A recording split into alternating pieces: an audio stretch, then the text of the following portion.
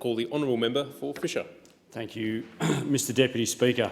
It's interesting that the member for Eden Monaro came here to speak on a unity ticket, but had his speech all ready to go, slanging off at those on this side of the chamber. But interesting, very interesting. In March this year, Mr Deputy Speaker, I had the opportunity, along with some other parliamentary colleagues, to travel to Israel and to speak with some of the people there myself. I'd like to begin by thanking the Australia, Israel and Jewish Affairs Council for giving us this remarkable insight into Israeli culture and political affairs. For over 3,000 documented years, the Jews have had an indefatigable connection with the land of Judea, the Promised Land. The phrase that traditionally ends the Seder at the Passover, repeated by Jews all over the world, is next year in Jerusalem. Having travelled to Israel, I now understand the significance of that plea and what it means to 14 million Jews scattered over the world. Life is difficult for those who uproot their businesses and families to rejoin their ancestral homeland. They face a nation with an uncertain geopolitical future, with neighbours on every side who refuse to accept its inhabitants' right to exist. Take, for example, the story of Joe Kreitcher, who came to Israel in recent years from my own birthplace of Caulfield in Melbourne.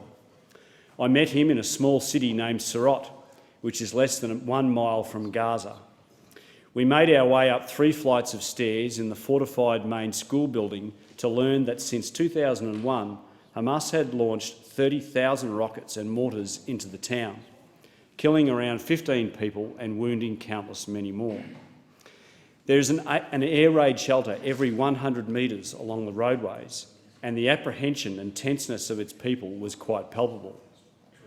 Understandably, PTSD is a real problem for the town's inhabitants. So why is it that the inhabitants of Sderot would choose to stay there?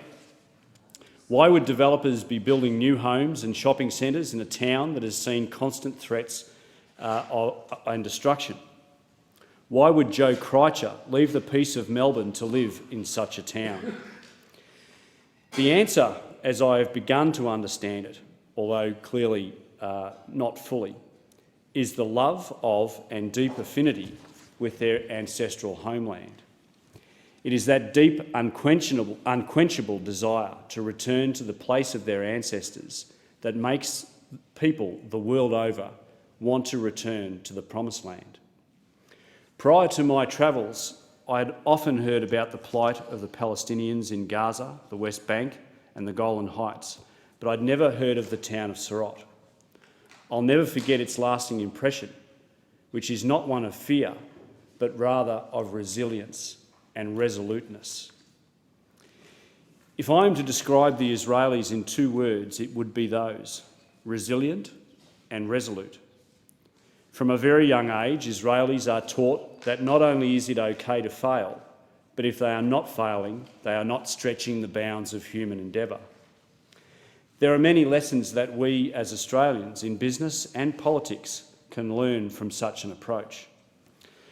Thankfully, not since the Second World War has Australia faced the constant threat of attack by its neighbours, a threat which Israelis have faced since the War of Independence in 1947. Australians have not had to deal with the loss and grief associated with the annihilation of 6 million of their countryfolk. It is both this historical and current-day adversity which seems to forge the Israeli spirit, young and old alike. Once again, many in our own society could benefit from displaying more of this fortitude. The fact that Israel is the only democracy in its region also stood out to me.